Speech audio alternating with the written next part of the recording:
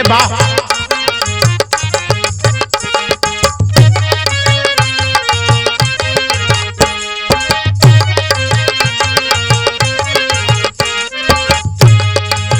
आइए भैया, आज आप सभी के बीच में, हम सभी के बीच में परम पूज्य श्रद्धेय श्री मेवालाल यादव जी,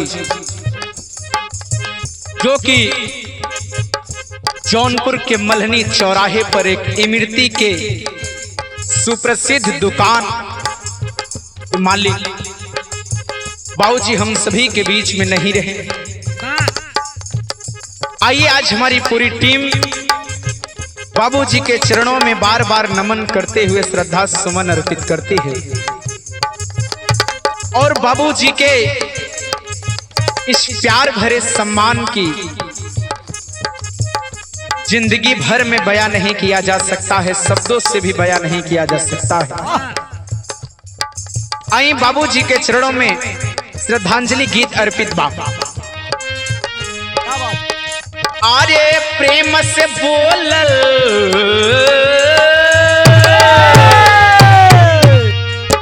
प्रेम से बोलल बाऊ तो हरे बचनिया हमारे बाऊजी, ए हमारे बाऊजी, याद करी तो के दुनिया हमारे बाऊजी, याद करी तो के दुनिया हमारे बाऊजी, याद करी तो के दुनिया हमारे बाऊजी।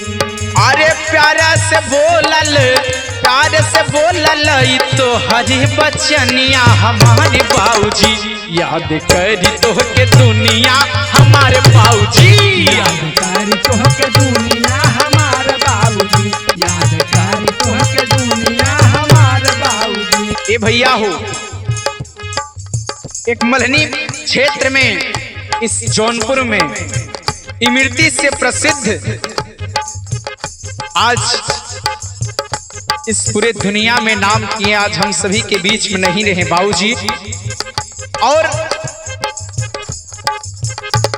जान लीजिए, दो दुकान और इतना बड़ा तबेला सब होने के बावजूद भी अगर कोई इंसान उनके पास जाता था तो भैया कह के उस इंसान से बात करते थे।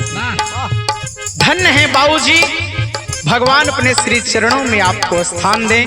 आगे कहना बा, लवा में सब कर रहल सम्मान हो, अलग रहल बाऊजी के पहचान हो, अलग रहल बाऊजी के पहचान हो, अलग रहल बाऊजी के पहचान हो।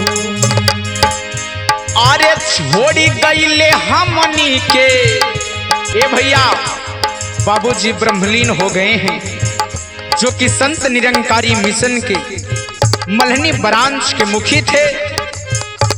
आज बाबूजी के याद में हम सभी लोग स्टूडियो में एक श्रद्धांजलि गीत रिकॉर्डिंग कर रहे हैं और आप सभी के बीच में इस गीत के दौरान कोई त्रुटि हो तो क्षमा करेंगे और बाबूजी के श्रद्धा सुमन अर्पित बा का। अरे छोड़े गए हमनी के, छोड़े गए हमनी के, इहे हो जहानवा हमारे बाबूजी, ए हमारे बाबूजी, याद करी तो के दुनिया हमारे बाबूजी, याद करी तो के दुनिया हमारे बाबूजी, वाह करी तो के दुनिया हमारे बाबूजी, याद करी तो के दुनिया हमारे बाबूजी। प्रेम से बोलल, प्रेम से बोलल तो हरी बचनिया हमारे बाबूजी, ए हमारे बाबूजी, याद करी तो के दुनिया हमारे बाबूजी, याद करी तो के दुनिया हमारे बाबूजी, याद करी तो के दुनिया हमारे बाबूजी। और भैया अगर केहू के तनिको समय मिले, हमारे तो एक घर के, हमारे पिताजी के एक स्तंभ थे। हम लोग जब जाते थे बाबूजी से मिलने, बाबूजी के बात का रहे नहीं सुनी, प्यारे और प्रीत क्यों रहिया बतावें, प्यारे और प्रीत क्यों रहिया बतावें, पर तकरार सबके दिल से मिटावें, पर तकरार सबके दिल से अरे वाह हर तकरार सबके दिल से मिटावे। आप प्यार और नम्रता की बतिया बतावे पर तकरारी बाबू दिल से मिटावे।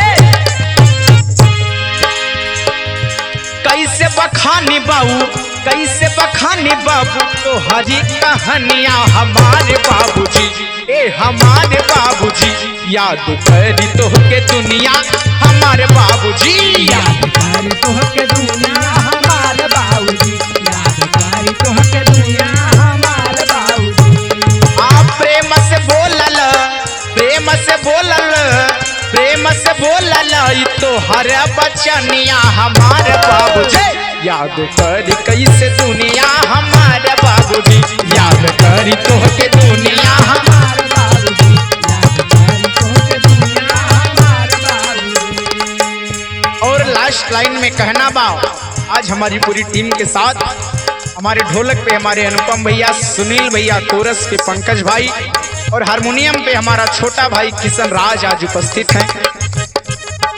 और सूरज यादव सवरिया ऑफिशियल चैनल के बैनर तले आप सभी के बीच में गीत प्रस्तुत बा।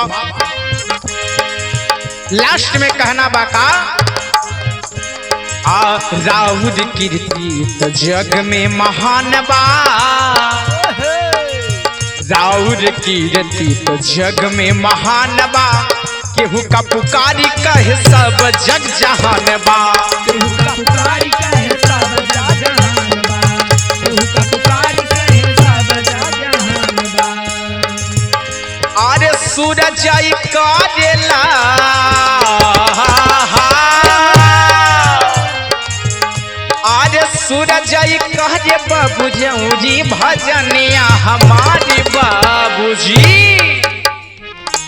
अरे कि सूरज संगे करी है बाबू विनोद ई पूजनिया हमारी बाबूजी की याद करी तोह के दुनिया हमारी बाबूजी ओ याद करी तोहके दुनिया हमारे बाबूजी, अरे वाह करी तोहके दुनिया हमारे बाबूजी। भैया एक लाइन अनुपम भैया कहना बा कि हरी भरी फुलवारी के केहू लूट के लेके चल गई बा।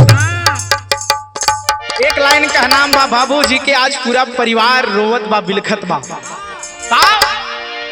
अरे कि लूटले सखी